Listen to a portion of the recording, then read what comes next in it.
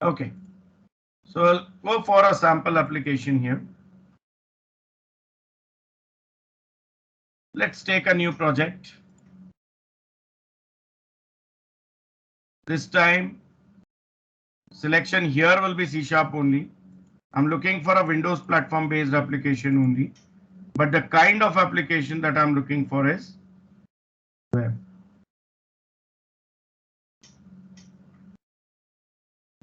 Okay. Search for ASP.NET Web Application.NET Framework.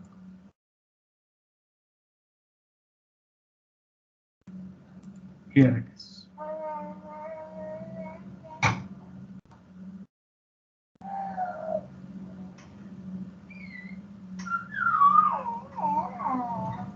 Everyone got it?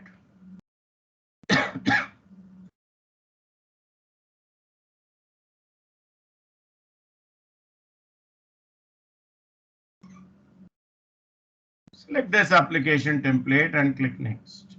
Let's name this as MVC underscore demo basics. I'll change my location a bit. So the base location is same. Here I just create a new folder. ASP.NET MVC. And this is where I want to put my project. Let's say create. Again with the default framework being the latest one.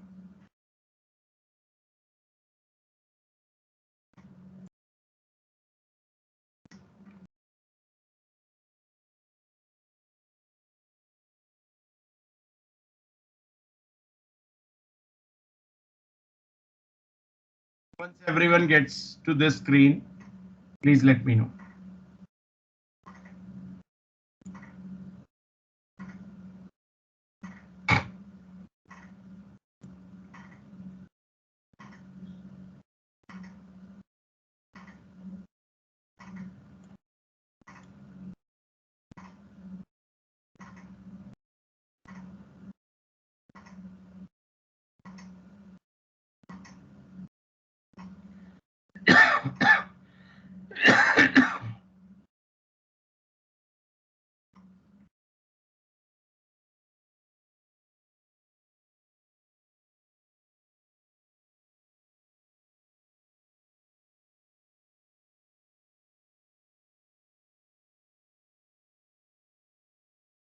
Everyone on the screen? Yes.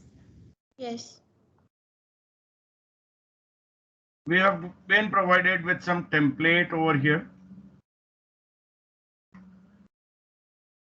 where I can select empty, web forms, MVC, web API, or single page application.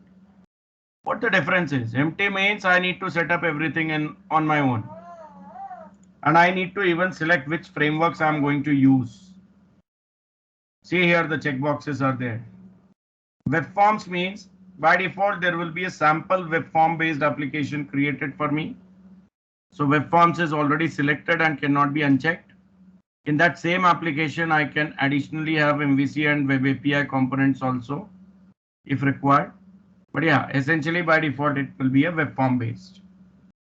And I said sample application means maybe 2-3 pages automatically will be created as sample for me. Next is MVC, which is same as web forms. The only difference being here the sample application will be created using the MVC pattern by using ASP.NET MVC framework. It's not necessary that you have to build MVC applications using ASP.NET MVC only. You can go with web forms also, but there is no framework or Visual Studio specific guidance available which guides you how to build MVC components. You have to use your own skills, own knowledge to get your MVC based application developed. Whereas if you use the MVC framework, it gives you 100% guidance. It provides you a complete object model with some base classes and all, using which you can create the MVC applications very easily. It contains the guidance for building the controllers, views, model, everything. Okay, so like web forms, here sample application will be created based on MVC framework. MVC is selected by default, cannot be changed because the sample code will be based on it. And then in addition, if I want web form and web API components also to be used, I can make the selections accordingly.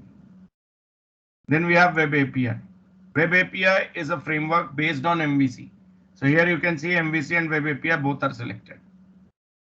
This allows me to create MVC based services. In this, we don't have views. We have model and controller. The views can be created in any technology, any platform using any tool. They are disconnected from my application.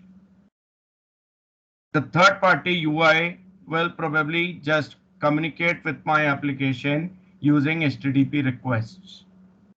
And then we have single page application, which is actually based on web API only. And a sample client application also is created over here for us using simple HTML5, CSS3, and JavaScript. Okay. So for now, we'll be beginning with empty template with MVC reference selected over here on the right hand side, and then say create.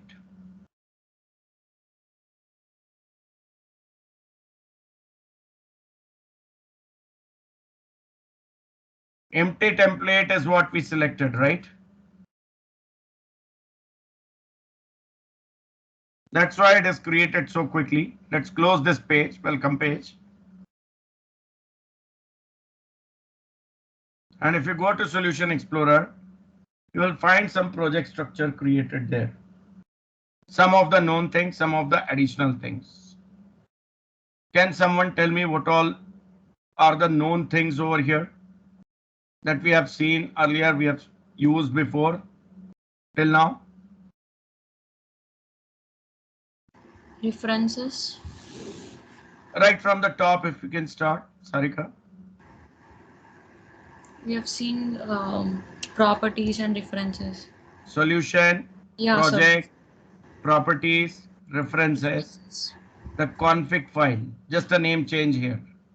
App config is now web config because it is specifically designed for web application. But it serves the same purpose. You can see the structure is quite same. Same configuration tag is there, right? And it's same XML stuff only. Here only we'll be using connection strings and all when we work with databases into this application. Got my point? Packages.config was also there in the previous application. The moment we install some NuGet package, this file automatically gets created if it is not there.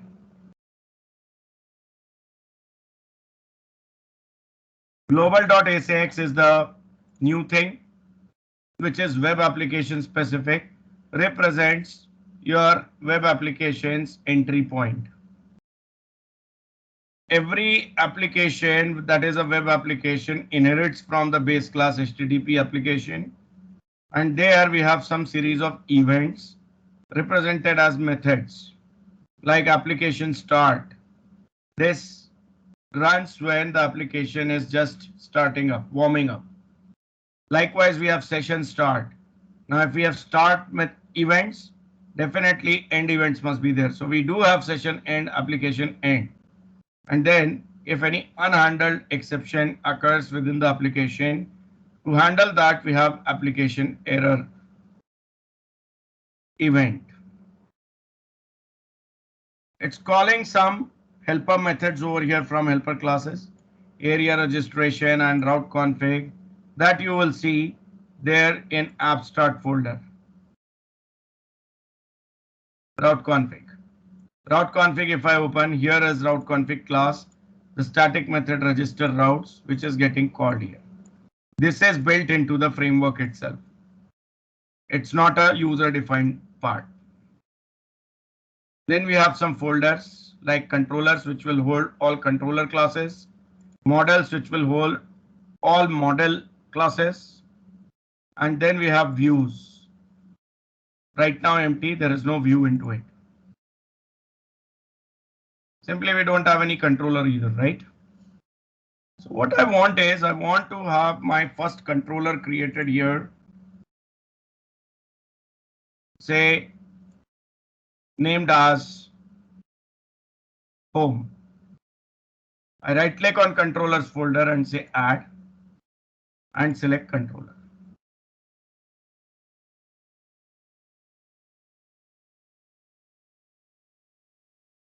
Is everyone on the screen?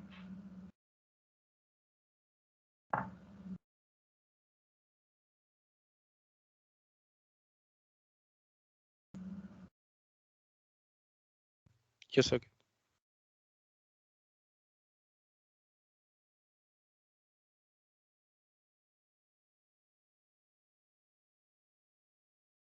Let's select MVC5 controller empty template here. These two will come up with some sample code automatically generated for us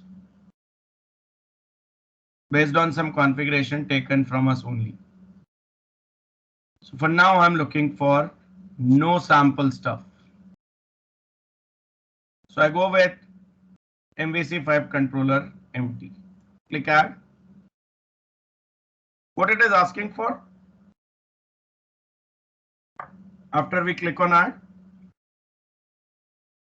it's asking for by what name you want to create the controller. It has suggested one name also, default controller. I may want to change it. But one thing to be noticed, it just kept default selected. So if I start typing some name, only default will be replaced. Controller will stay as it is. It doesn't mean that I cannot remove controller from this name. I can, but I should never do that. Because your MVC framework has been designed in such a way that whenever request comes, it looks for a class which ends its name with controller as it appends the controller word to the incoming request. So if you rename this entire thing, your controller will never be available. I'm looking for a controller named as home controller. So I just type home. It removes default and replaces that with home.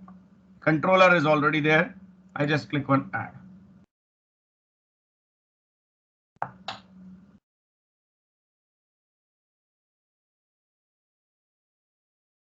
There it creates the controller home, and at the same time you can see under views it has created a folder named as home by default, because the views will be searched always within views folder, and ultimately they will be searched in the subfolder of views, where the subfolder name has to be the name of the controller only.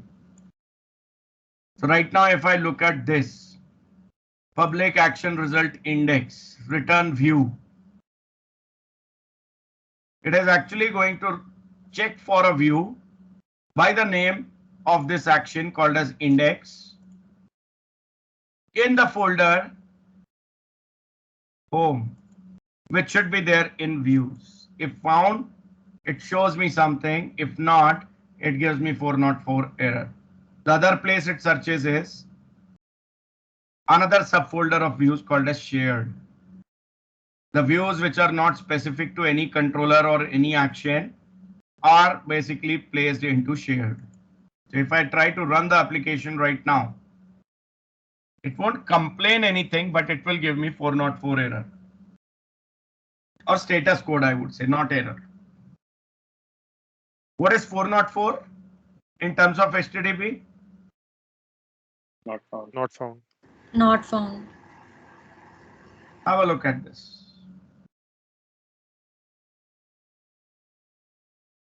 The view index or its master was not found, or no view engine supports the search locations. The locations that were searched are here. See what locations it has searched. Views home. Views shared, right?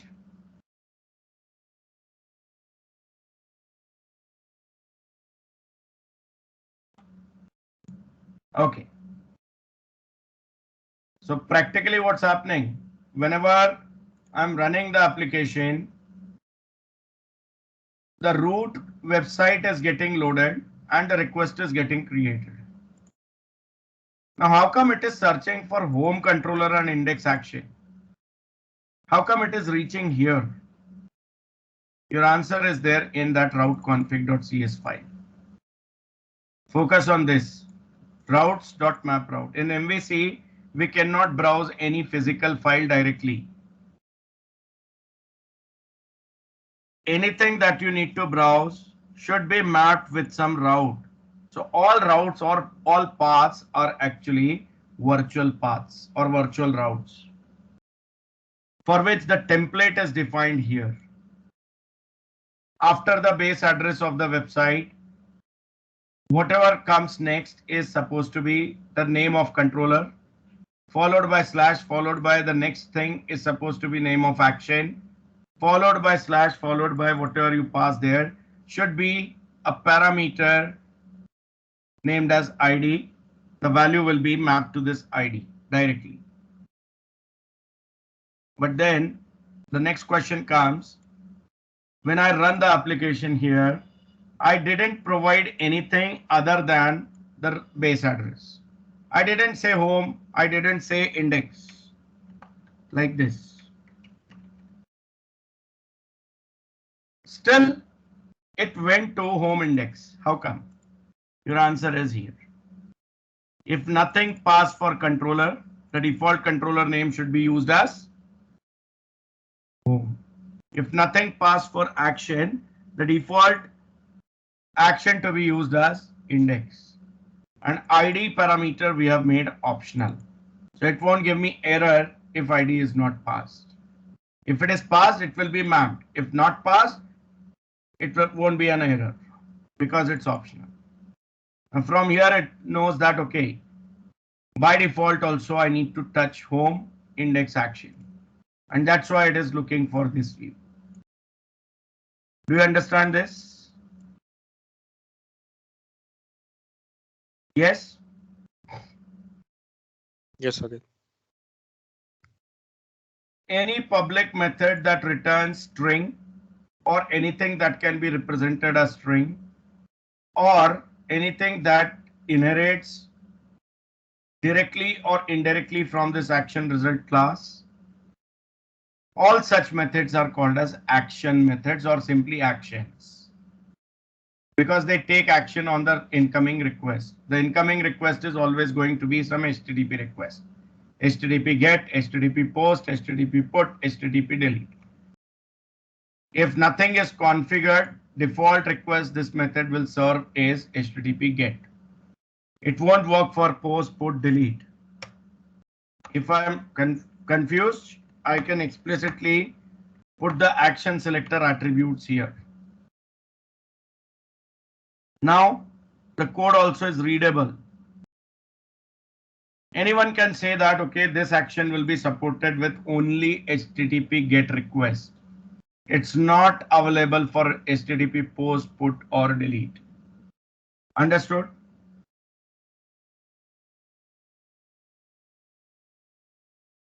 Understood? Yes.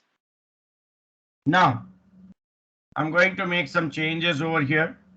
This return view, I'm removing. I want to simply return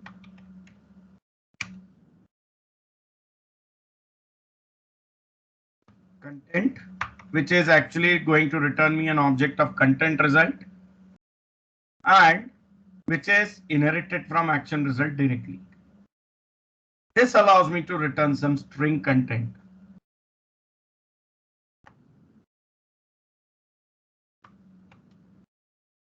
That's the content I want to return. I'm not returning a view now.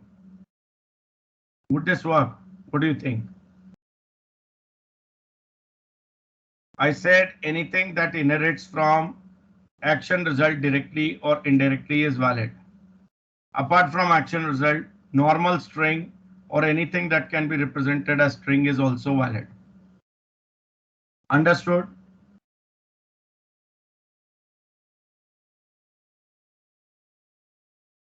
So that there is no problem here. When the request hits this index method, it will just process this method, return content hello MVC. So return, it's as good as returning a string hello MVC.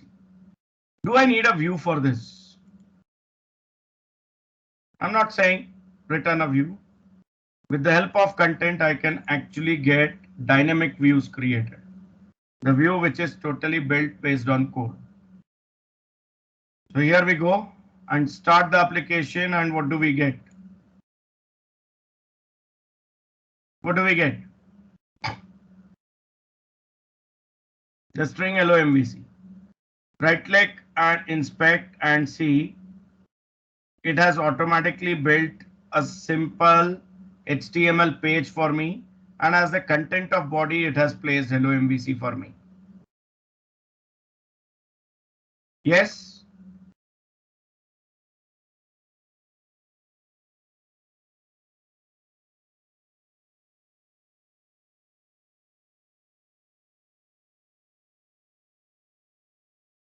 Say the request is directly going to controller here, index, and controller is deciding what needs to be returned back. So physically the view doesn't exist, but there is a logical runtime or dynamically generated view based on the content that I'm returning here. Do you get it? Yes, Agit. Isn't it interesting?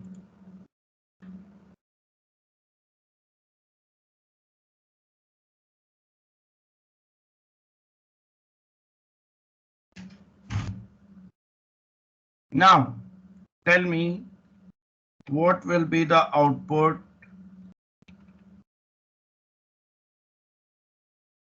with little bit of HTML tag usage over here.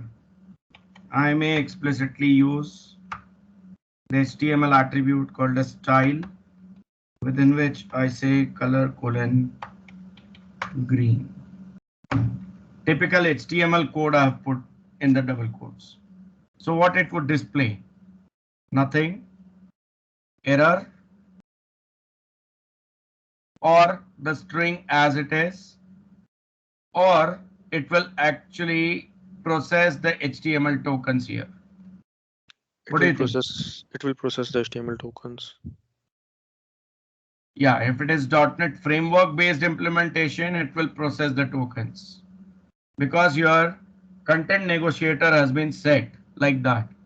If you try the same thing in ASP.NET MVC core, there you will get it displayed as it is because by default the content negotiator is not configured to support HTML encoding. So it depends on the context of the framework. Understood? Here if I go to view page source, I see the same HTML coming back to me. Inspect. See here. This time inside body it has put that h1 style and all. Temporary HTML document it has built for me. Yes?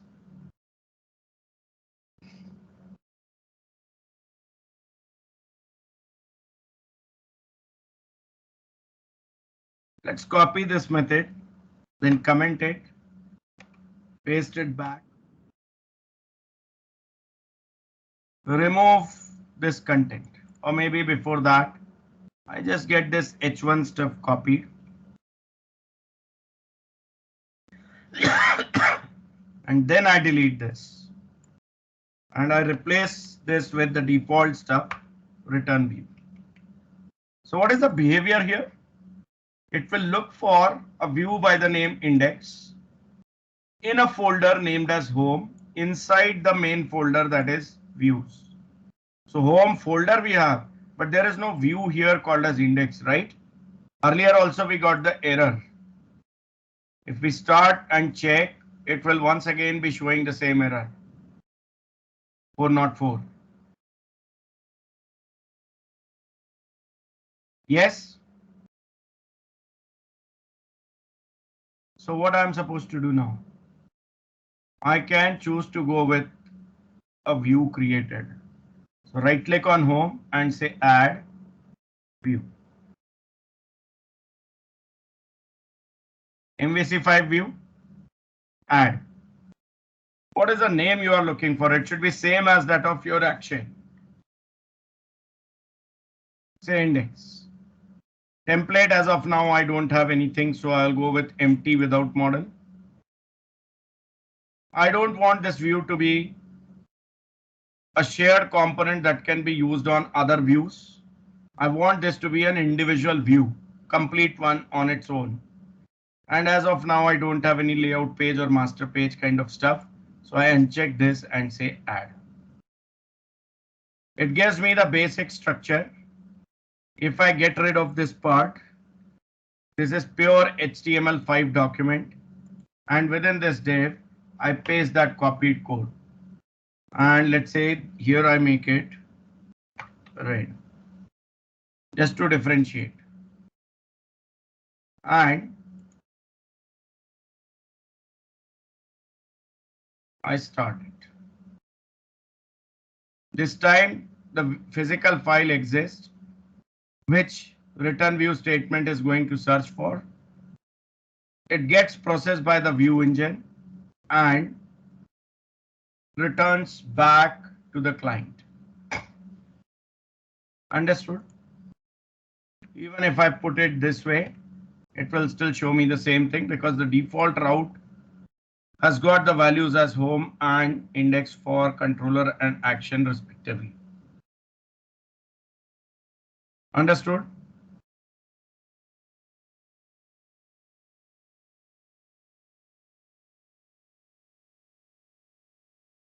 Is it understood?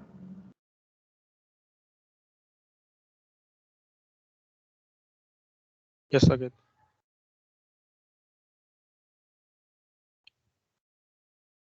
Now the kind of view I am using here, there is no model being passed to this view or there is no model map to this view. These kind of views, please make a note, these kind of views are called as untyped views. These kind of views which don't have any model binding are called as untyped views.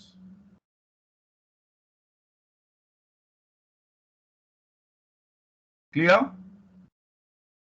Just a categorization, nothing special. What if I want to send some data to it?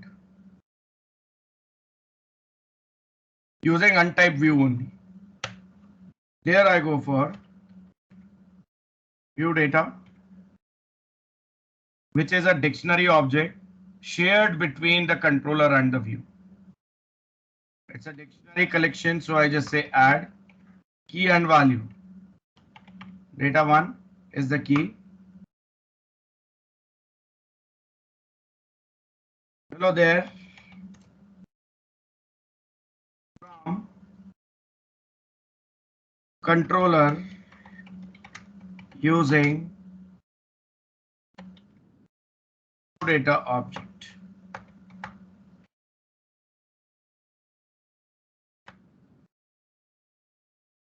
And then I say return.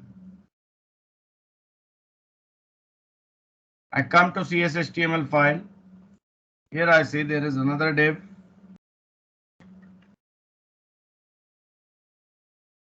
I say there is another h1 with style equals to color and blue.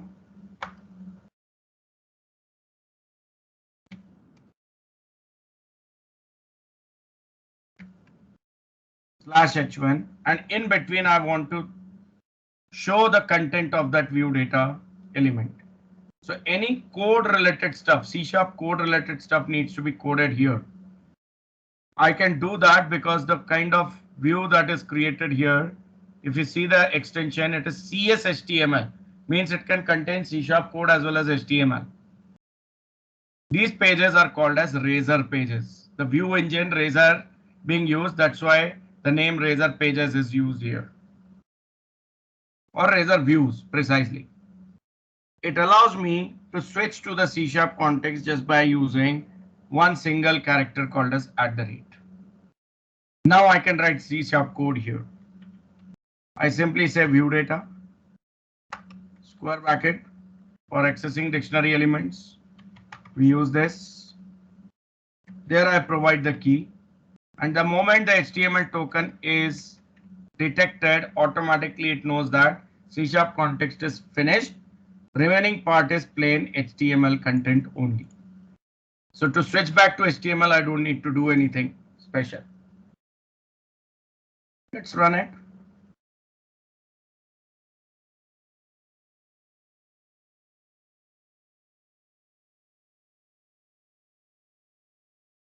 If I go to inspect page, here you can see I've got my first div, which is this. I've got my second div, which is this. And see, the actual text has come in. There is no view data because the C# code is not understood by the browser. It's your Razor view engine which is getting it processed on server side itself, getting it transformed to the HTML, and that HTML is what is merged with the static HTML of this view, and then final version of the view, which is pure HTML stuff, goes back to the client. Understood?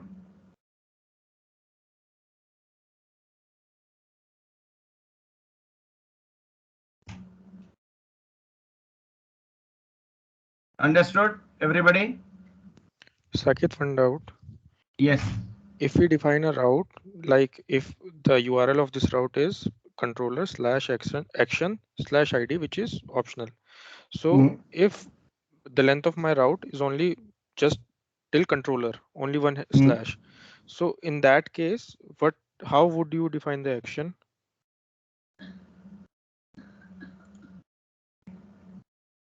You mean this is what you want to follow? As of now, there is no problem because action is already defined. Default.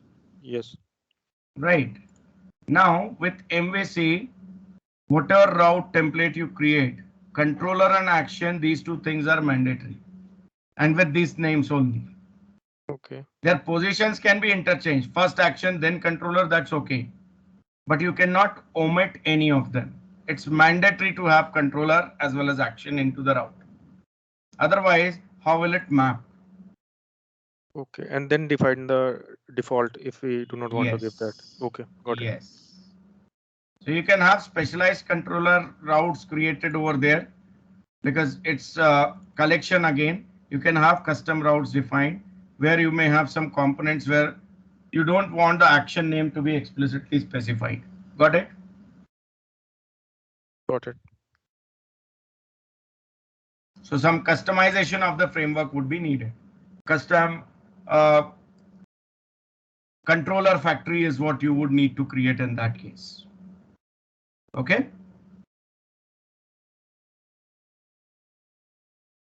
Okay, Saket. Make sense? Now, remember one thing, this MVC framework is all about coding the things based on conventions. As far as you are following conventions, it's straightforward. The moment you deviate from the conventions, like Shaurya, you just talked about a case where I'm giving only controller, not an action, right? That is a deviation from the convention. You will need the custom components to be created, which will let the framework know how to get this processed, because framework by default won't understand it. As you also rightly pointed out, Shaurya. Got it?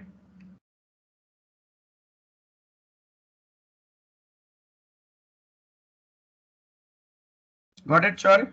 Got it, sir. Okay, now there is one more way using which I can send data to the view in untyped manner. I can use view back, which is a dynamic type object. Dynamic is something which was introduced in .NET 4 in order to be able to communicate with the scripting languages, because scripting languages don't have strongly typed data types like JavaScript or Python, don't have any specific data types which can be defined to the variables, right?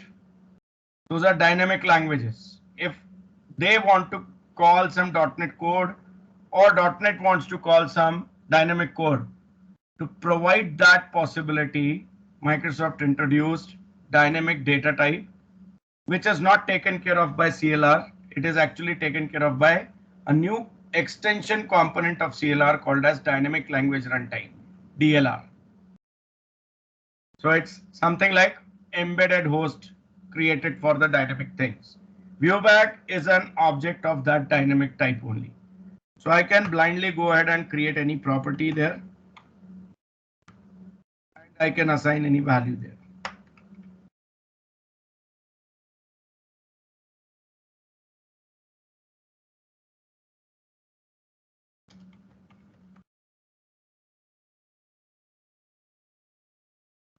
I change the message, and then in the view, I copy this div, paste it back. Here I say is green, and it's not view data, but back dot data 2 is what I'm looking to use. So practically viewBag is a property that is created as a wrapper on the top of view data only.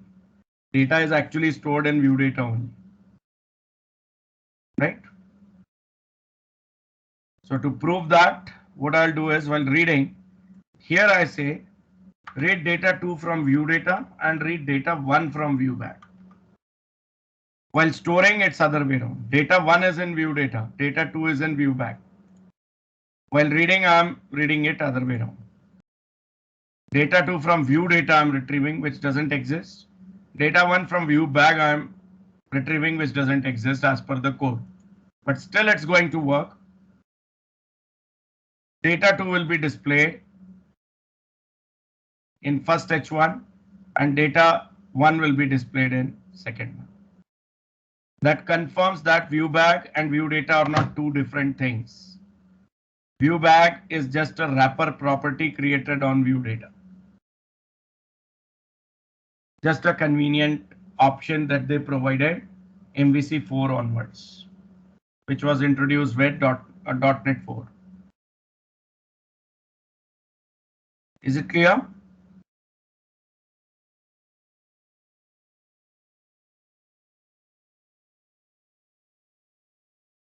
Is it clear to all?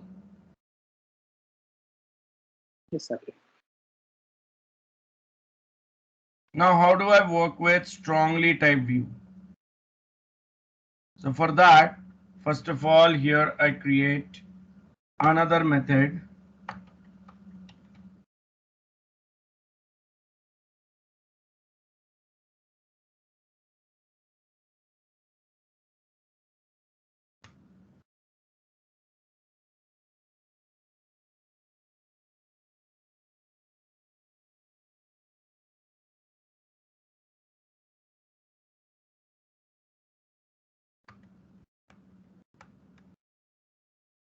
Show person. And to proceed with this, first I just go to Solution Explorer, right click on models and say add class. This model stuff can be defined in a class library also, not necessary that I have to put it in the models folder only. Okay. Then here I say I have a class called as person. See, it's there in models folder. So it's there in the namespace MVC demo basics dot model, and there I go and create some properties. Let's say there is ID.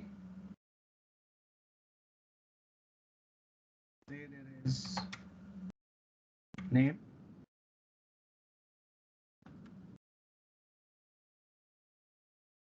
say there is a property of type datetime by the name POB, date of birth. Okay. Now, yeah, is it done?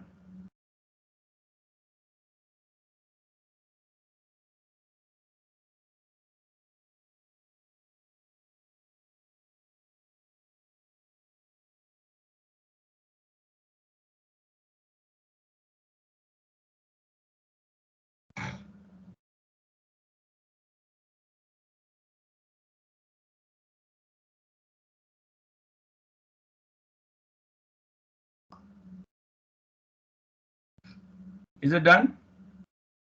Yes.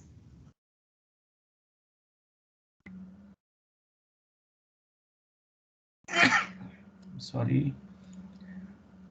Come back to controller and there import the model's namespace.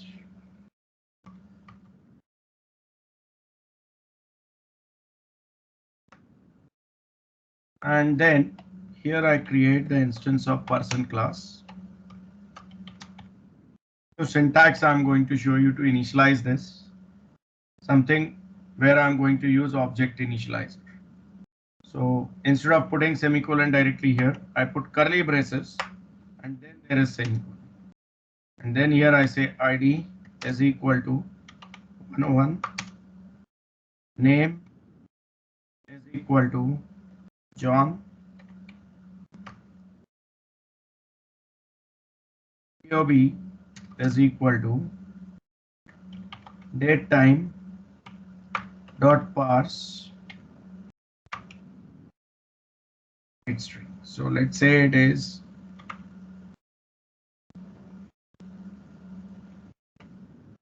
June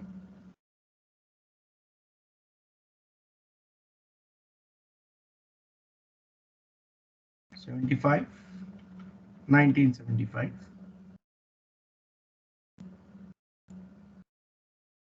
To make it readable, I can make it on multiple lines.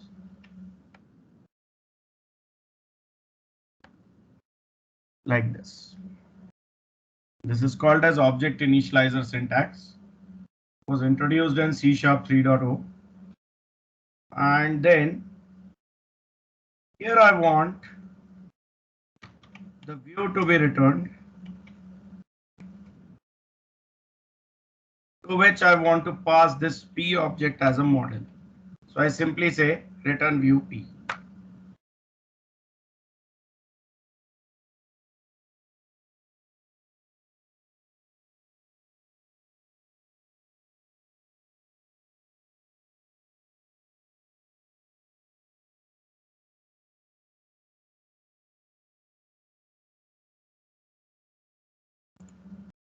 We don't have the view created yet, right? So one way is I right click on home and say add and then say view, like what we saw earlier. There is another way.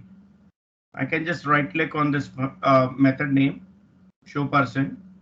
Directly I get the option add view. Same process. I select MVC view, add, and see here. The advantage of doing the addition of a view from here is it comes up with some pre-configured stuff. Like I don't need to specify the view name explicitly. It has automatically taken the name as that of that method. Saves my time. And then it does provide me the selection of template as well. What type of template I'm looking for. Let's say it's a read-only template I'm looking for as of now.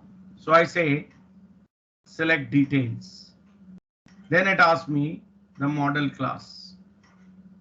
Let's say it is person class and add. What changes you see here?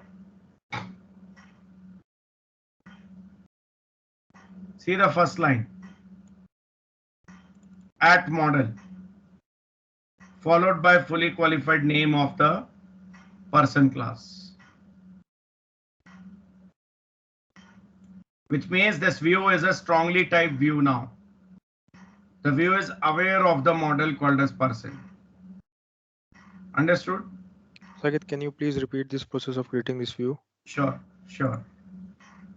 I just delete this. You're done with this? Yes, Saket. Right click on show person. Add view.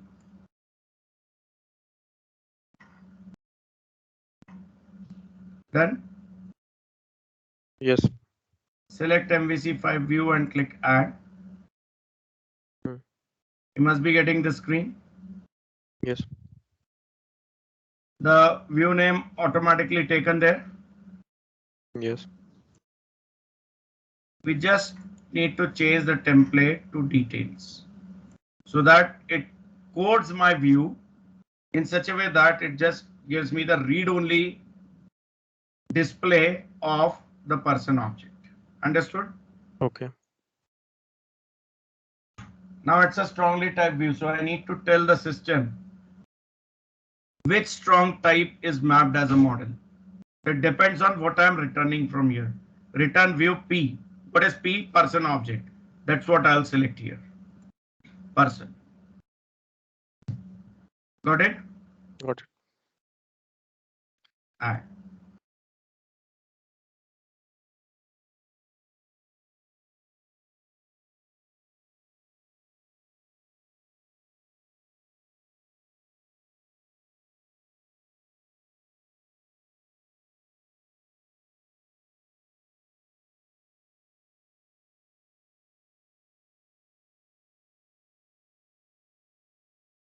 I hope everyone is now able to get this. So what I was talking about is this top line, which makes this view a strongly typed view. What does it mean is this view is aware of a model class called as person. Okay, then the normal HTML till here. Here we are using some razor syntax, HTML object, which actually is pre-created object for us. It's an instance of a class called as HTML helper class that comes up with some methods which allow me to get the HTML generation done for my model objects. Here I say display name for. So it actually creates a kind of a label span for which field? Model, lambda expression, model.name. So practically I'm creating a field, the span field for the field name. Whatever is the property that is named over here, it will be displayed as it is. So practically person has got a property called as name. So it will display name. Better no, instead of hard coding. If I change this property name in days to come, my runtime also will automatically get updated. Name to full name if I give, at runtime by default this will update to full name. Does that make sense or not?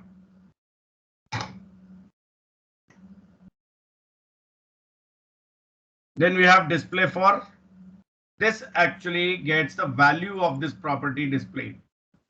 So in our case it is John and then date of birth. Display for DOB, it will display me the DOB, date of birth.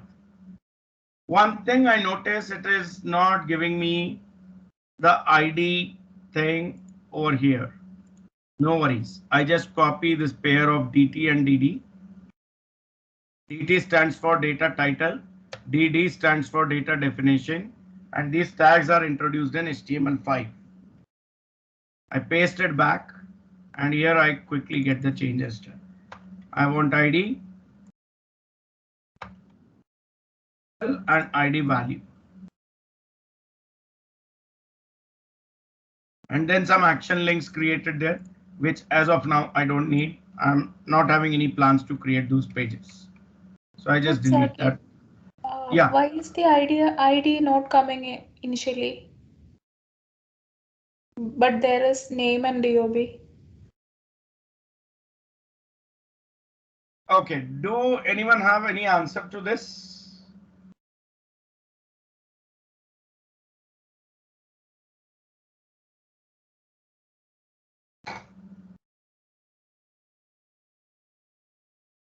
Now, practically looking at any business application, have you ever noticed that you can edit anything, you can see anything from the profile or from that record except the primary key value? Have you noticed?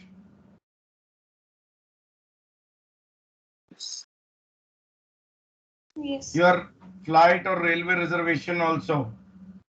The passenger names can also be changed, but the PNR remains the same. Yes or no? Yes. Yes. So that is where by default the system decides that if I'm never going to use it practically at the end user level, why should I display the ID? That's why the default template doesn't put the definition for ID. Got it? Yes, but so it has to be the case sensitive I and D itself, right? Then only it Yes. can detect, right? Yes. And that's not a challenge here because here if you see model is a strong type object, right? It gives you intelligence. And if you make a mistake forcefully, your application won't compile. Let me go to build and say build solution. See? It gives me error there. Yes? Yes. That's what the advantage of strongly typed view is. With Okay. untyped views, you will not get this feature. Because in untyped views, you see, you are using double quoted strings, right? If I put data2 or dat2, compiler will not assist me. At runtime, it will fail. Correct? Yes. Early detection is always correct, and that's what is happening with strong typing. Okay. Okay. Okay, got it. Oh, I accidentally clicked on start, I believe. So this view is done. I just want that the main view which is loading by default is this. So here I want to have a link created that allows me to go to that view. So I say div. Here I say at HTML dot action link, create the hyperlink to some controller action.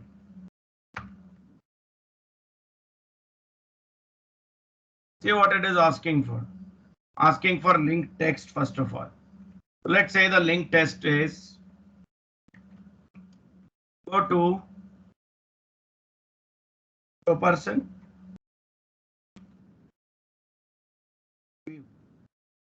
Only for our understanding. Comma. Next is action name. What is the action name I have given here? Show person.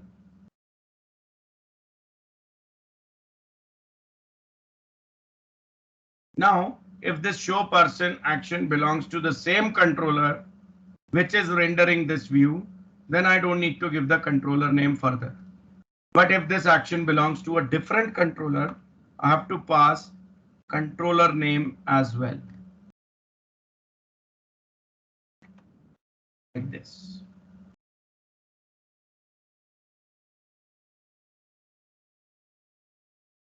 Let's run this. It's home index only, the first page. Not page, we should call it as view. You can see the hyperlink is created here. If I click on it, it takes me to the next view.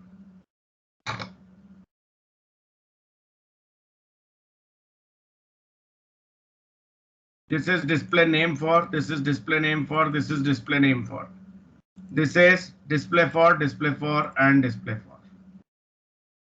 If I say view page source, here if you see, there is no HTML dot It's direct values which are getting displayed. Understand?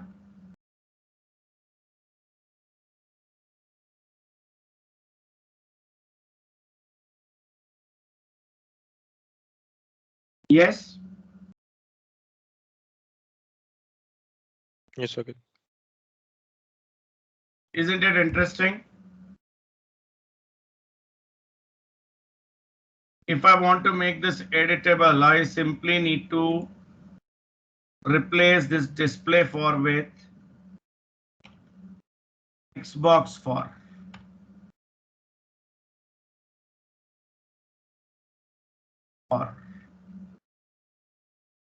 And Xbox for. Run it again.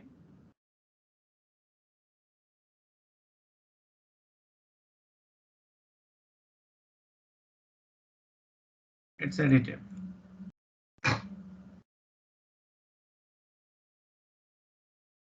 Got it?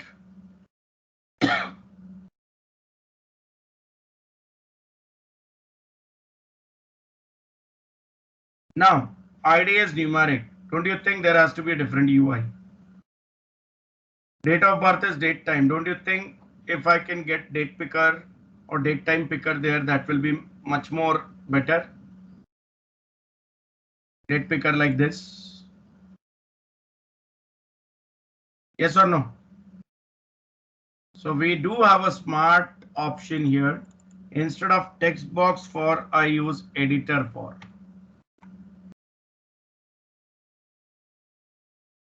For all the three fields. So for string data types, it will automatically go back to text box. For numeric, it will go to numeric up down. And I mean input type number basically. And for date time, it automatically goes to the date time, input type date time. So that renders date time picker. Run it again.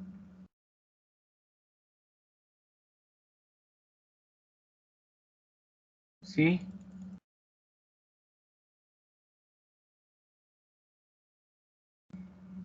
This is text box. Now for date time, it is actually a browser specific thing. So right now it's running in Chrome. Let me check in Edge.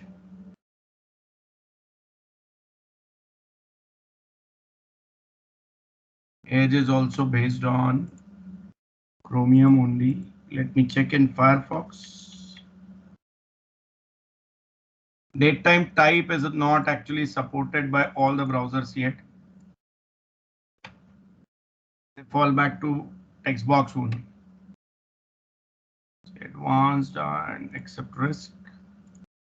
Okay, so let me check what it is getting. It must be datetime only. Yeah, so type is datetime, right? Maybe we can do a small change into our model. We discussed about data types, right?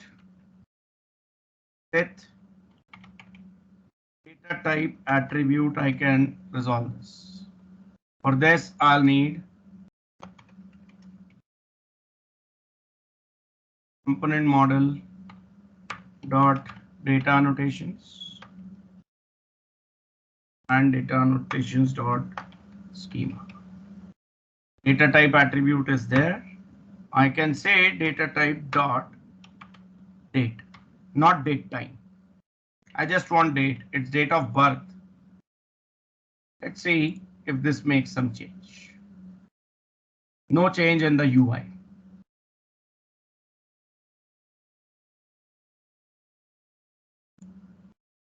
See? Editor for is making this difference. Isn't it smart?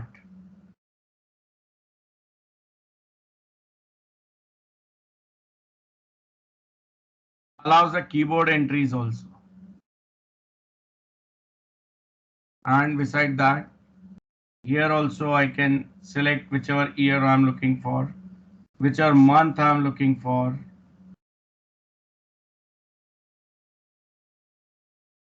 This is how I can scroll through the options. I can come back to the today's date just by clicking on today.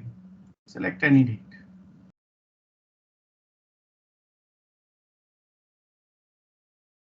Interesting or not?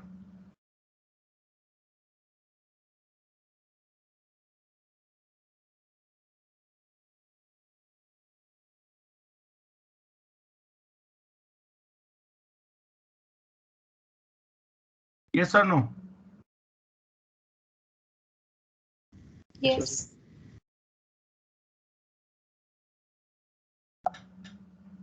Now let's start with another project here. Saket, one more doubt. Yes. If the controller name or the view name is dynamic, so what to do in that case? Controller name will never be dynamic. View name can be dynamic. So in that case, actually the view method over here accepts the view name in a string parameter. View name, I mean action name. The action Because name this is code based only, right? So this will never be dynamic as such. Somewhere it will be already defined, no? Yeah, dynamic code generation is possible, but as I said earlier also, if you deviate from the convention, you can still get the things done with the help of the custom modules created for MVC framework.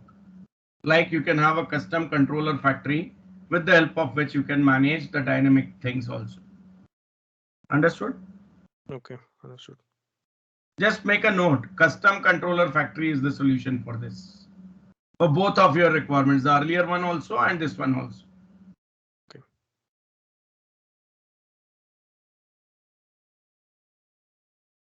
Okay. Let's take a new project here.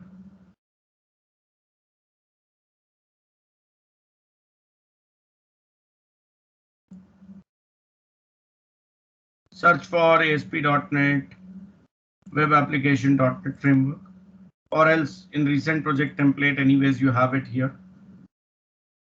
Next. Name this as MVC_demo. Right? That is create, retrieve, update, delete using EF for entity framework. By name, you can guess what we are going to see now. Let's say create. Any guess what we are going to see now? MVC framework based application that provides me all create, retrieve, update, delete operations on a database with the help of entity framework.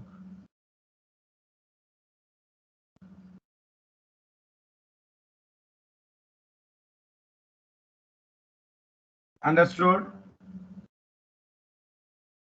This time I'm going to choose the MVC template here. I want some sample stuff, as it brings along some extra features also for me. Let's click create.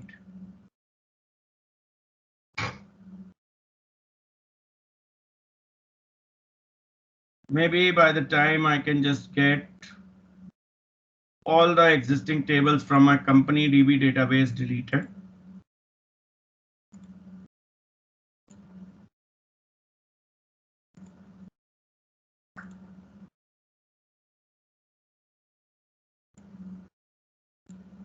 I no more need them.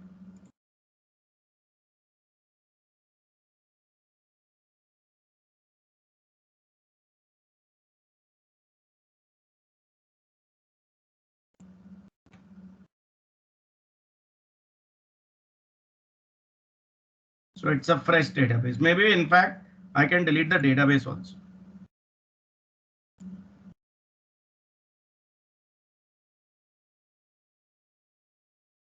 Okay.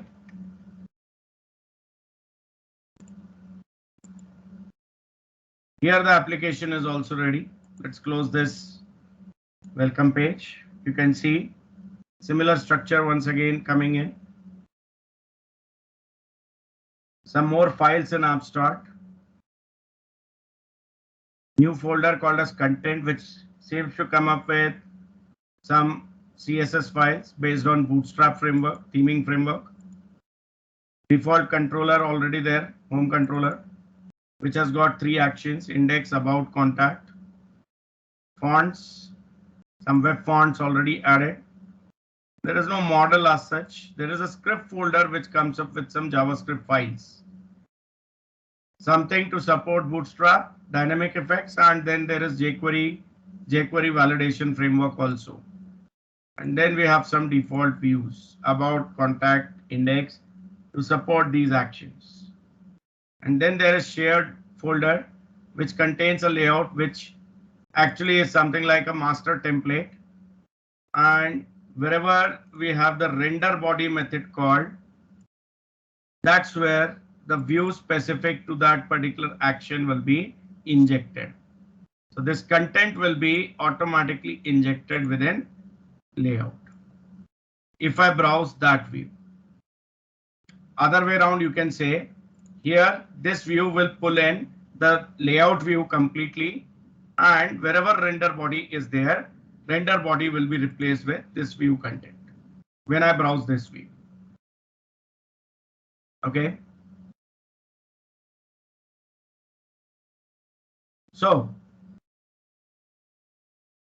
here we go, and first of all, right click on solution and say add new project. What I am looking for here is a class library.NET framework. Recent project templates has it already. I select that. I go to next. I name this as my application name. Maybe I just cancel this. I first get this name copied. It's a big one. The actual way I'm going to show you now how the things are done.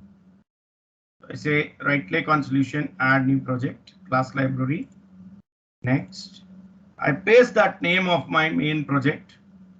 Dot entities is the name that I'm looking for this class library. This is the full name.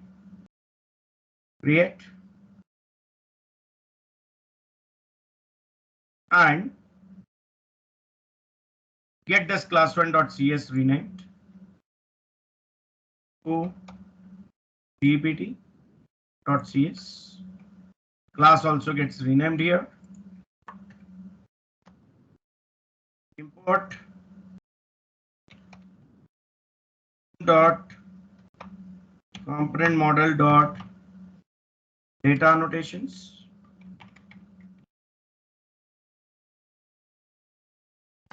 Followed by system.component model.data annotations.schema. You know, this is not there by default in a class library project, so we need to add the reference. So for the class library project references, I say right click, add reference. And from assemblies, I look for annotations. Here it comes. I select the checkbox, system.component model.data annotations, and OK. So the errors are resolved. I did it little quickly because we have already seen this stuff in that last console application where we saw entity framework. Remember?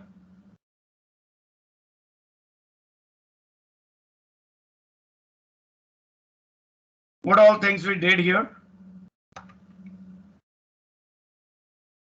We had table attribute, some name for the table. Then we had properties.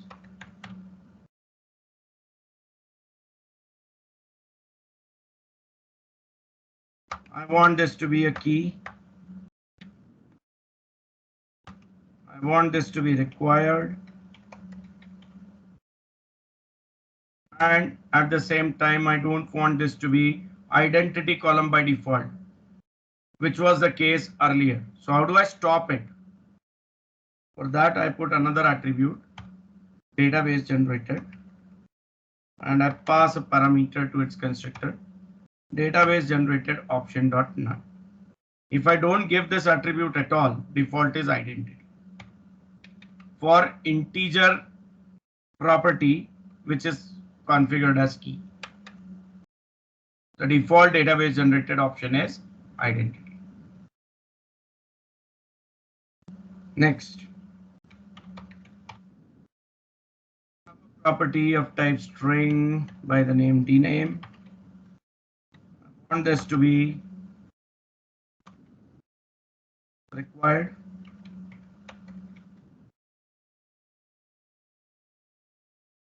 String length of 50 characters and minimum length of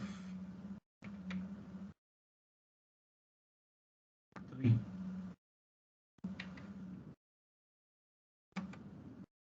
Then I'm looking for another string property, location,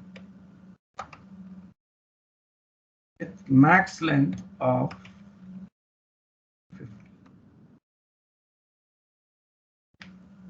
So except that line number 16, I believe it is exactly same thing what we have seen earlier. Am I right?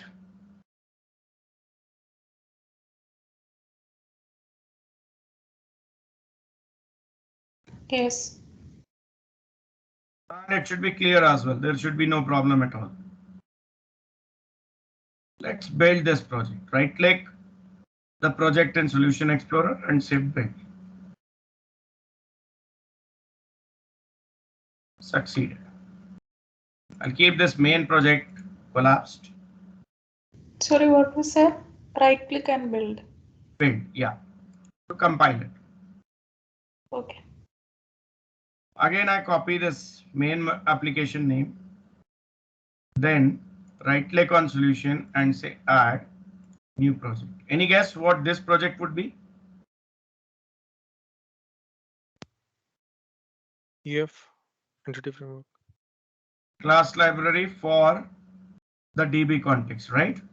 Which will have entity framework. Correct? Sure. Yes, sir. Next. That name, copied one, dot. I'll say it is named as DAL. Create.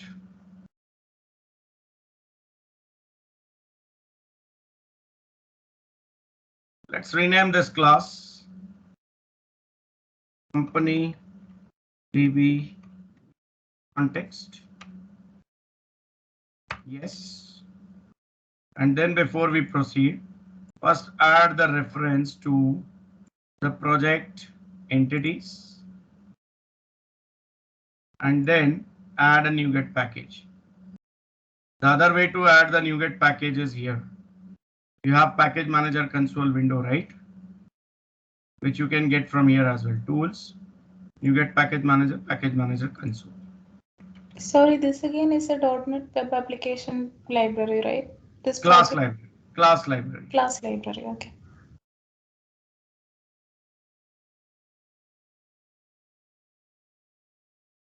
Process is exactly same what we saw earlier with that console app. Got it? Just that the front end application that time was console application. This time it is MVC web application. Except that there is no other difference.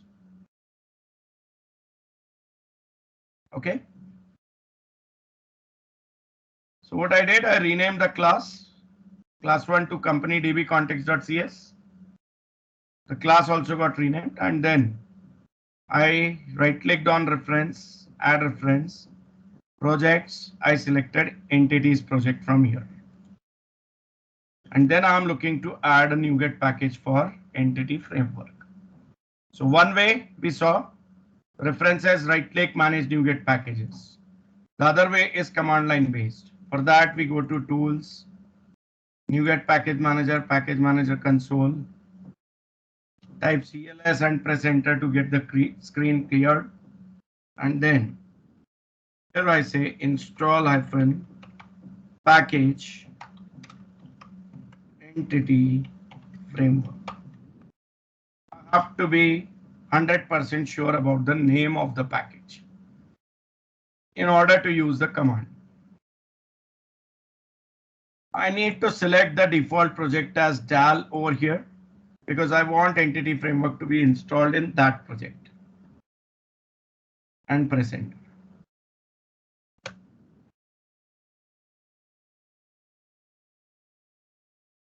So it doesn't matter whether you do it via command or you do it via the package manager.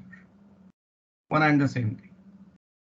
I would need this package to be installed in main application as well. So I select the main application now as default project and then issue the same command once again, install package entity framework. So both the projects, main project and the DAL project, have entity framework into them. Fine. Then here we say using MVC democrat EF dot entities followed by using system dot data dot entity.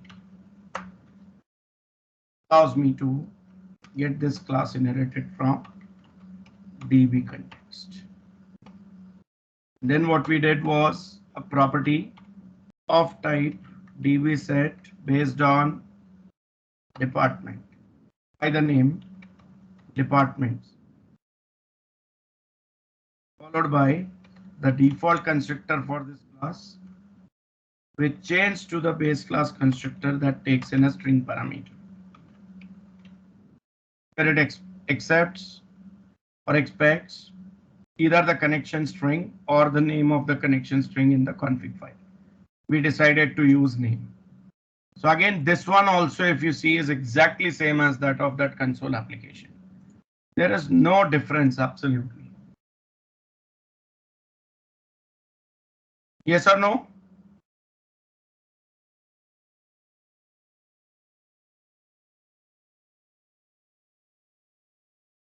I hope everyone understand this. Just go to Solution Explorer, right click on DAL project and say build. Entity is already ready. DAL is now also ready.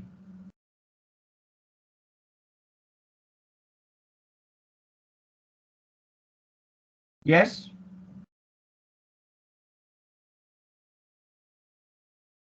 Before we proceed for creating a controller, here, do you think this entity framework project should know about entities and DAL? Yes. Like console application was required to know about these two. What we did for that, references of main project, right click, add reference, projects, and we select entities and DAL both. Okay. And then once build your main application. You see, so far there is nothing wrong. Everyone done till here?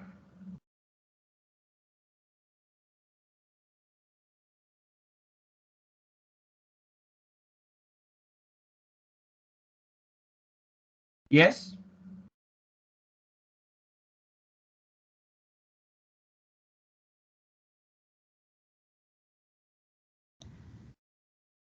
Sagit, I'm getting this error. No, not error, but in the current file, we are writing using MVC underscore demo something and dot entities, right? Yeah, but I'm getting dot del. It's Okay. some. Can you share your screen? Okay.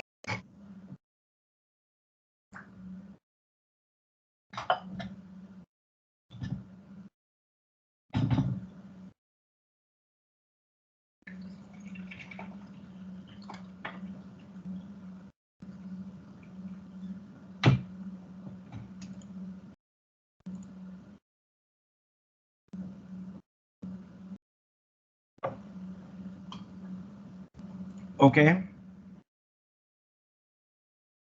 You're not getting entities, no worries. Go to Solution Explorer.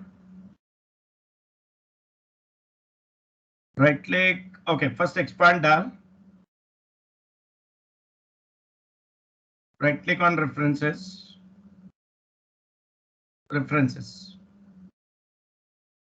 Add reference. Click on projects on the left hand side and select the checkbox for entities, not the first one. Okay, now check. You should have entities there.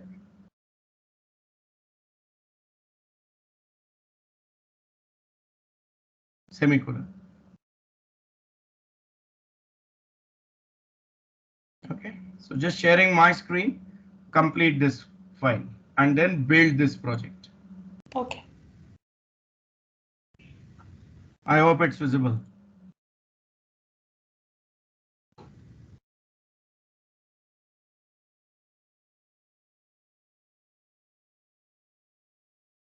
Is it? Is it Not visible? yet. Not yet for me. Just check. It's okay. Yeah. Okay. Okay. Yes.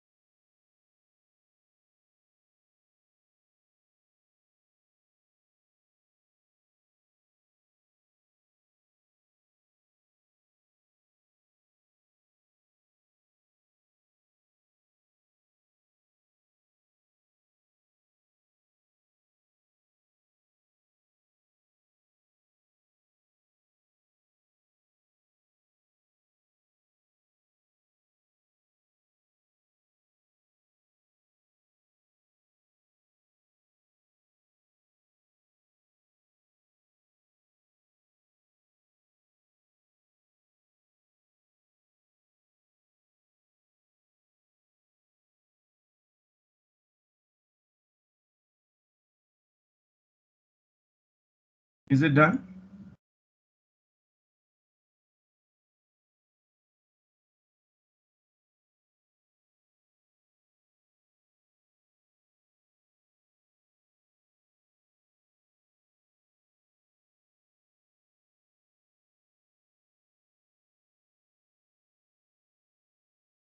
Asina, are you done with this? Yes, I completed this file. Then there is build, right? Then you just need to build this DAL project.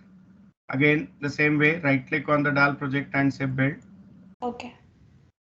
And once that is done, in the main project now, right click on references and say add reference. Again, on left side, you have to select projects and you have to select both entities and DAL. Okay, got it. And once you are done with this reference adding, build your main application also once. Got it. Okay, now some interesting things. You would feel that a lot of code is required to get that entity framework features enabled. We need to write some long code for creating the controllers, and then we need to build the views and all, right?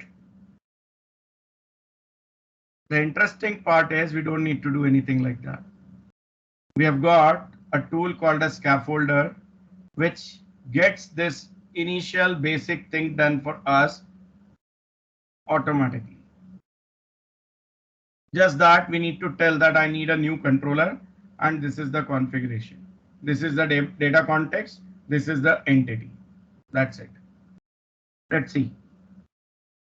Right click on controllers folder now. Say add controller. This is usual thing, right? Now see the third template here. MVC5 controller with views using entity framework. This is something which is going to use the scaffolder. Select this third option and click add. What it is asking for? Earlier it asked only for the name of the controller with the first template option, right? This time it is asking for multiple things. What is the first option being asked?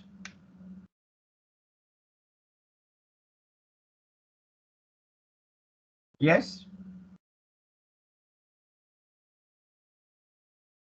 Model class. There are 4 classes listed here. Which one I should be selecting?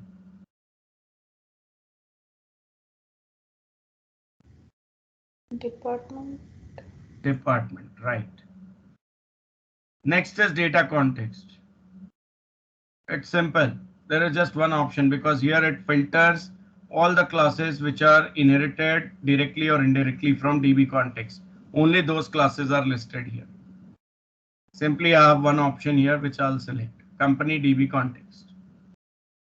Then, do I want to generate views? Yes. Do I want to reference script libraries? If I'm looking for data validation at the browser level, yes, I should use this. And then, do I have a layout page? Yes, I do have one in shared folder. And if it is already set in viewstart.cshtml file, I don't need to set anything here. I just leave it empty. And there comes the suggestion for controller name. I'm okay with this name, departments controller. Let's say add. And wait for few seconds. Let the scaffolder do its job. Saket, I missed this step. Do we need to add a scaffolded item? No. Can you share your screen? One second.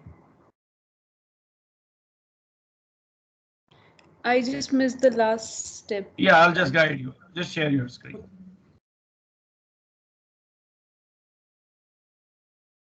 Yeah, I can see.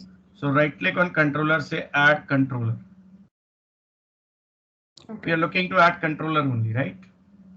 Okay, Yes, before that, there are some errors in your application which you have to fix. Yeah, I just referenced it now, so it should be fine now. Before I hadn't put the reference. Okay, then also just cancel this first. If it is referenced already, just build your main application once. Before we go to the scaffolder, there should be no errors over here.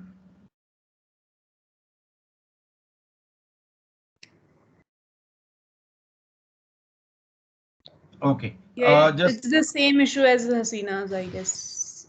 I'm not getting. Let's check. No problem. Go to Solution Explorer. Scroll down to the entities project. Yeah. Right click and build. To see there is no problem with the entities project at least.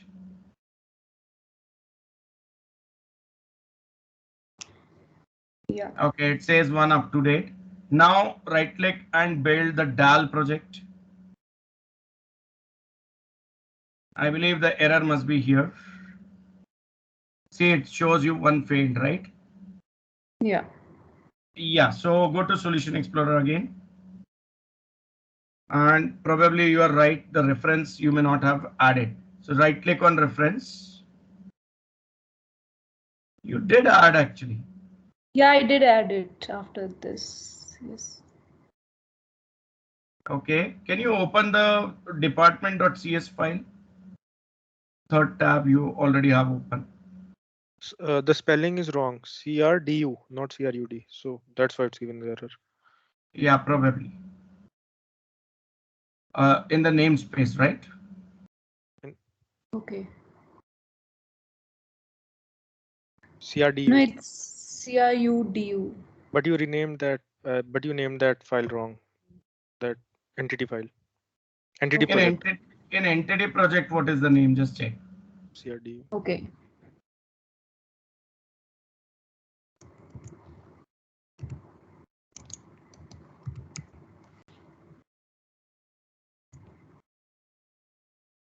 Wait, instead of solving it this way, just remove that using statement.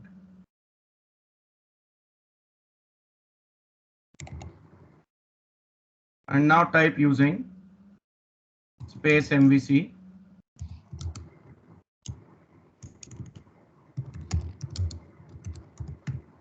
See here you have the right name also, the first one.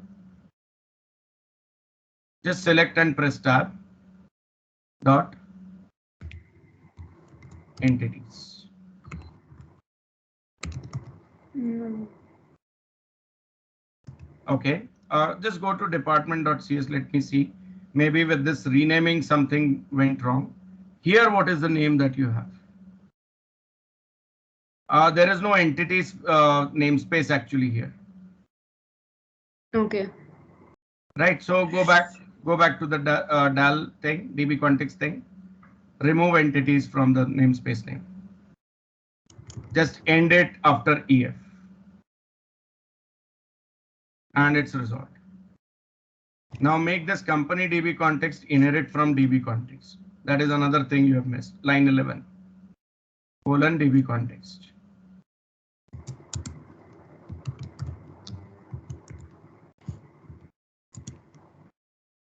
So the other error is gone. Now build the DAL project.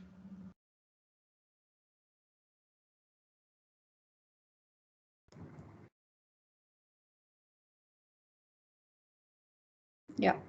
Succeeded. Now go to the main application.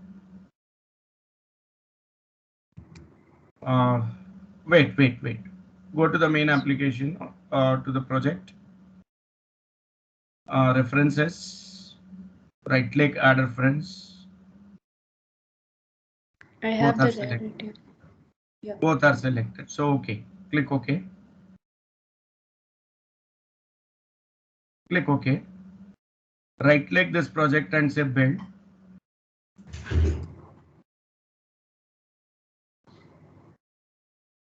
All fine. Now add the controller.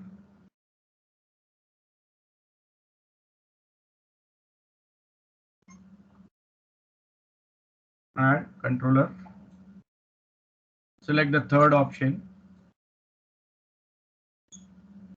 Add. Now you should have the model class visible in the drop down. Just check.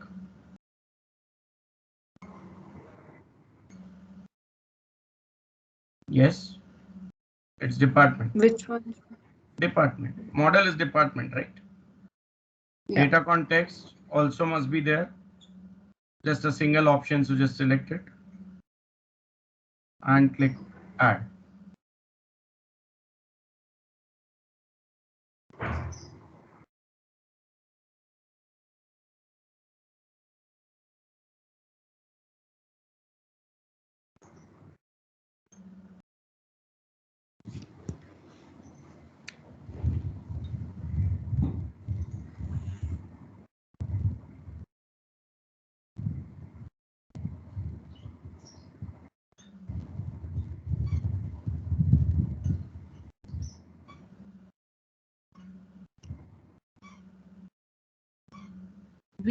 We can continue, I guess. Yeah. Yeah. Just confirm Thanks. if my screen is visible. Yes.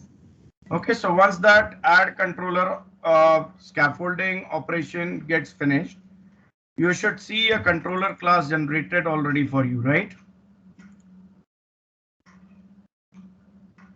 Company DB context being defined in global scope, index method returning a view based on the department's collection.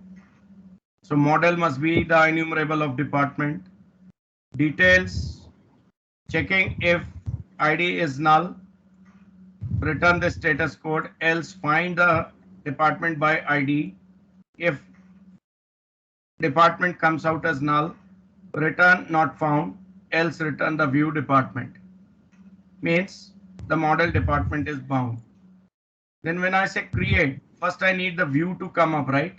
Empty view, within which I do the data entry. And then once I'm done with the data entry, I click on save or submit something. That time the post request is created. This create method is called. The model object comes up as a parameter. And then here we do check as a good gesture. We should always check whether the model state is valid or not. That means all validations are passing or not. Even if single validation is failing, this is valid will be false. So if it is valid, that means all validations have passed. Add, save changes. And then once successfully done, redirect to action index. If error, stay back on the same view so that the error details can be displayed. Same way, when I go to edit, I pass a parameter to it based on which I first find the department. If null, I say not found. If found, I just render the view with the existing data for that record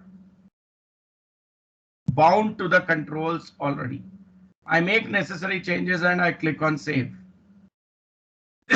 The post request is created, it comes here. And here simply we say change the state of that particular object into the collection to modify. We didn't use this last time because we are using the stateful application earlier. Here now we are using a stateless application. HTTP based web applications are stateless only. So the collection that we have on client and on server are two different entities. That's where we say, okay, accept this department object which is coming in, and using this, one of the existing entry in the server side collection should be checked, merged, and change the state to modified. Then when we say save changes, it fires the update query. Once successful, go to index view. Else, if there are errors, stay back and show the same view so that the errors can be displayed. And for delete also, we have two-step operation. When delete is requested, first we go to a view where we show the preview of the record being deleted and confirm whether that's the record to be deleted or not. Because of touch screens, this is a mandatory process now. Get the confirmation. Are you sure you want to delete this? If user says yes, that's a submit request again. So post request is created there. It comes here and then gets the data removed. Means by firing the delete query. Okay, so this controller is already there in place. Relevant views are also there, already created for us. Can you see? This is index. See the model object, IEnumerable of department. And based on this, there is an iteration. On the top, we have the option, the action link for create operation. And here we can see after end of each row, we have got two options, edit and three options rather, edit, delete, and details. Right? And then we have details. This is read-only view. Then we have create. This is for data creation. Then we have update, edit. And then we have delete. This is like details view only. Just that additionally, there is a form which has got submit button to create the post request. It's already runnable code, just that I need to provide some user interface from where I can come to this particular controller. For that, I open layout_layout.cs HTML file from the shared folder. And here I locate the series of action links where home, about, contact links are created. Copy and paste the last action link as the fourth option. Change the text over here to department. Second is the action name. I would like to go for index. Third is the controller name. So it is departments. Make sure it is same as what you have given here. You don't need to put controller there. Just departments. Whatever is there before controller, you have to put that here. And that is it. Say start.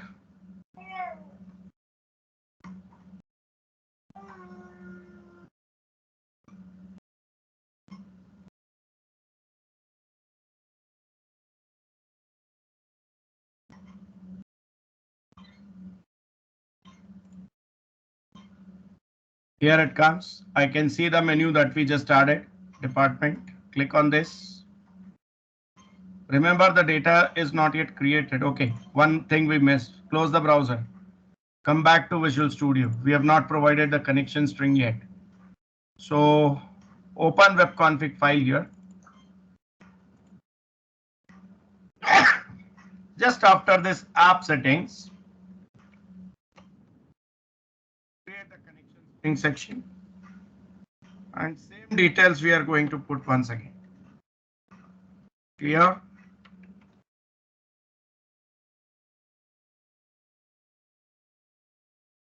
Followed by add name is equal to CS, provider name is equal to system.data.SQL client, connection string equals to server equals to local DB within parentheses, followed by slash MS SQL local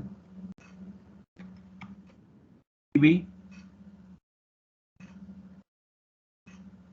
semicolon, database equals to company DB, followed by semicolon, followed by trusted underscore connection equals true, semicolon, multiple active result sets equals to true. Exact same connection string. I copied that in chat box earlier. You can take it from there, or else you can just copy it from your earlier project. Save and now start. Remember, there is no database called as company DB here. I can do a refresh as well.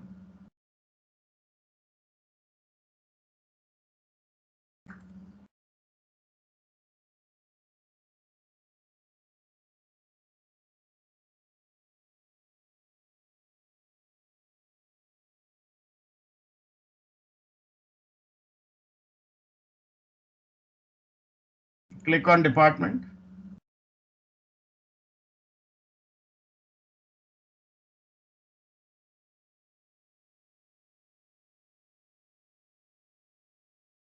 As it needs to create a database, then a table, it takes some time for the first request. Here, if I go to SQL Server Management Studio and do a refresh, I got company DB. And in that, I got the table departments also with the column definition which I gave, right? Table doesn't have any data as yet. Here also there is nothing visible. I just say create new. Name, HRD, location, Hyderabad, create. It's there. Create.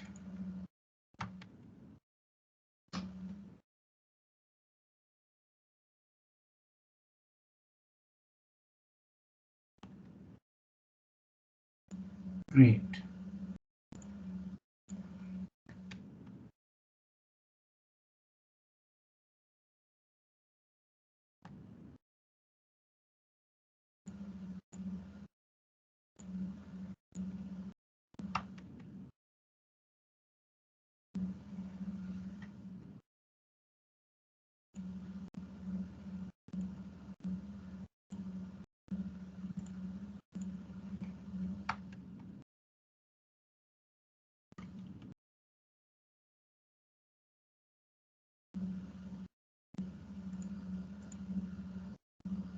Right? I see details. I click on edit. I want to change the name to sales and marketing, and location I want to update to Hyderabad. Save. It's changed. I want to delete this record. Here comes the confirmation. Say delete. It's deleted. So proper working application is in place.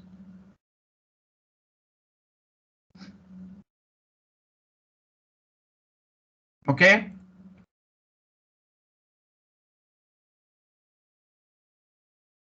Just make sure everyone is able to test the application this way.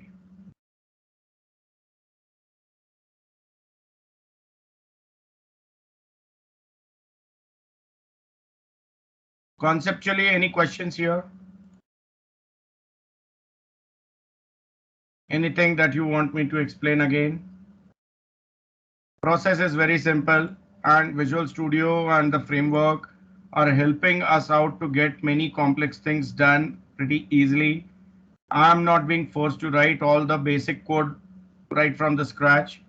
Just that now, if it is a complex application, I can refactor the code to bring in more domain specific logic here.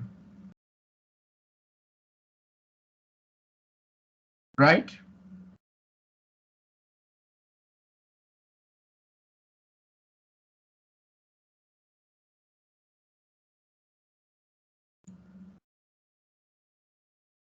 Yes?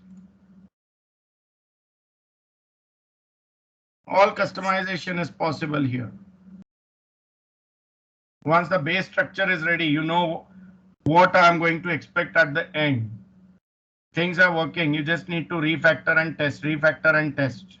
Bring in more code, increase number of layers. Right now we have not used business layer. So you can bring in a business layer. Instead of controller talking to the data access layer directly, the business layer will talk to data access layer, will apply its own rules, and then controller can be refactored to talk to business layer rather than using the data access layer directly here. I can replace this with business logic component, correct? Here also, wherever I'm using the objects from the data access layer directly, I can use the objects returned by the business layer instead. That's called as refactoring, correct?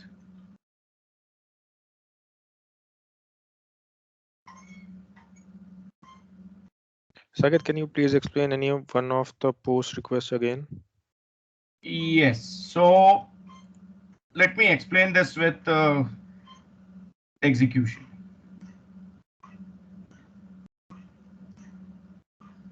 Here I click on hyperlink, or here if I give the address in the address bar of the browser, what kind of request, HTTP request is created? Get. It is get. So I click on department, it's a get request. So practically what it did, it came up over here and returned a view by the name index bound to the department's collection, which is then rendering the department's collection in a tabular format, right? You can view you can check the view itself, correct? Yes. Now here, when I say create new, do I need to post or do I need to just get the view first of all? Get The view. So when I say create new, at this moment where it is going, this create method, which is just returning me the view. And with create, I don't expect any data pre-filled, right? Yes. It's a new record, fresh record, correct? Correct. So I didn't add any model object here. But then when I say there is some data like this,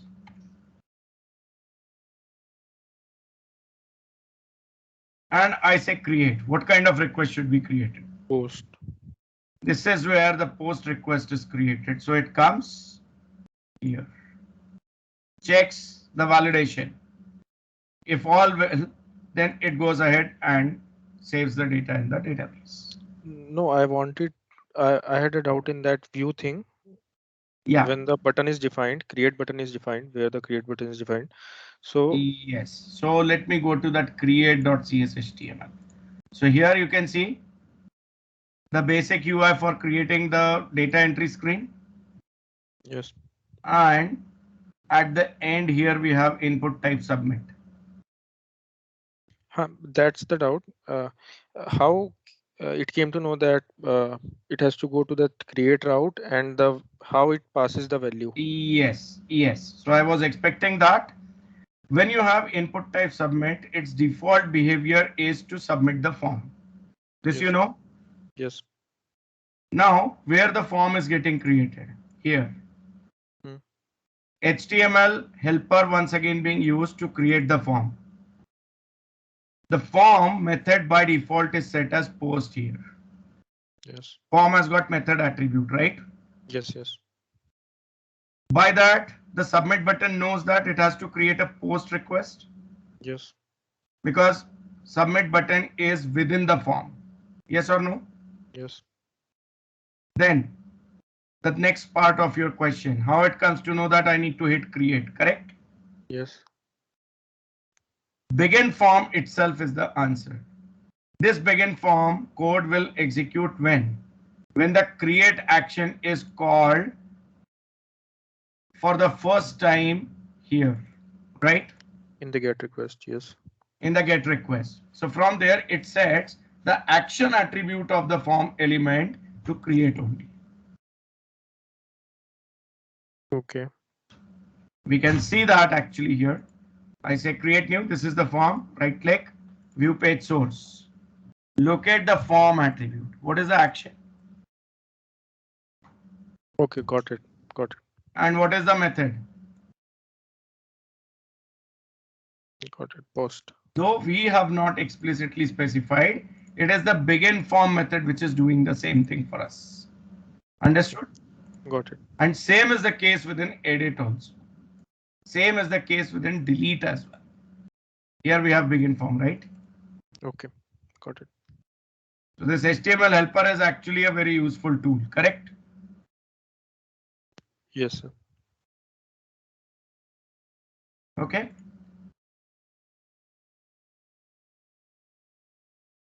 So did everyone checked their respective applications, whether they are working or not?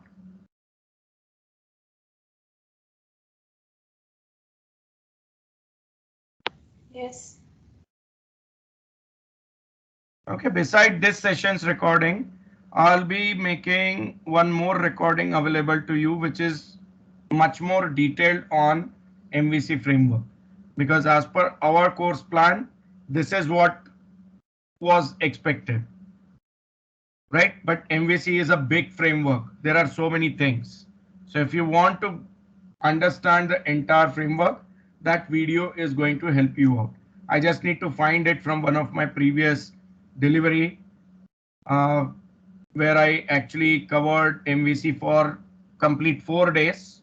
You can understand how detailed it must be, right? And that will help you out to understand overall MVC framework.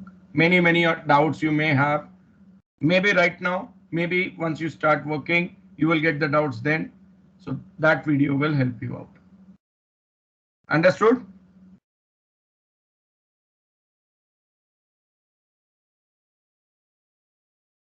Yes? Yes.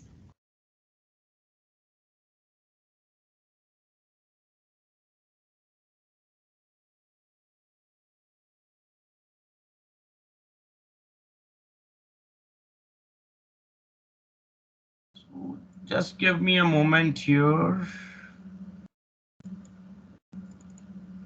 Let me see if I can find that recording right now.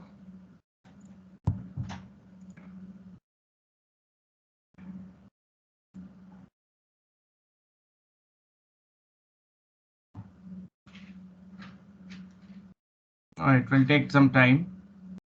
It's pretty old video actually. I created it some 5-7 years back, but still relevant and helpful. But as it is very old one, I need some time to search it. So I hope that is okay.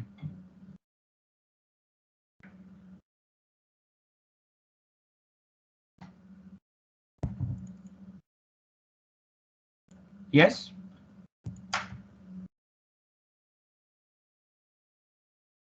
Yes.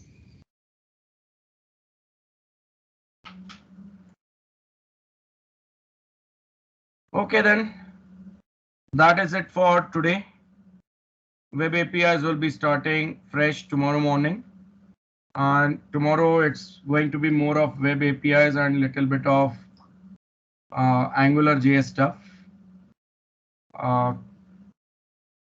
And then day after tomorrow, it will be remaining part of Angular JS with React JS. So the plan is like whatever the web API we build tomorrow, that web API we would be looking to consume from within an Angular 10 application. And then the same thing, the same web API will be looking to consume from within React JS application, so that you get to know how the CRUD applications can be built using the web APIs and Angular or React JS library, which is basically the modern requirement these days. We look for single page applications and all, and to create powerful single page applications, we have been provided with some frameworks, some libraries, and it all begins with the Ajax and jQuery and all that. So that is what we will see tomorrow primarily. And then we will talk about how in a framework manner it can be done. Right. So when it comes to framework, it will be Angular upfront.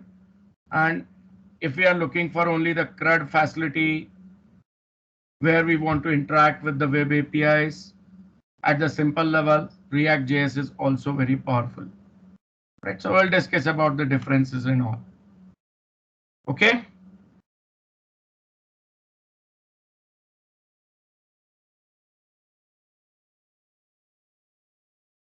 Yes, sir. Thanks. Okay then. So see you tomorrow at 9:30 a.m. Bye bye till then. Thank you, sir. I hope the recordings are available till yesterday's session now on YouTube channel.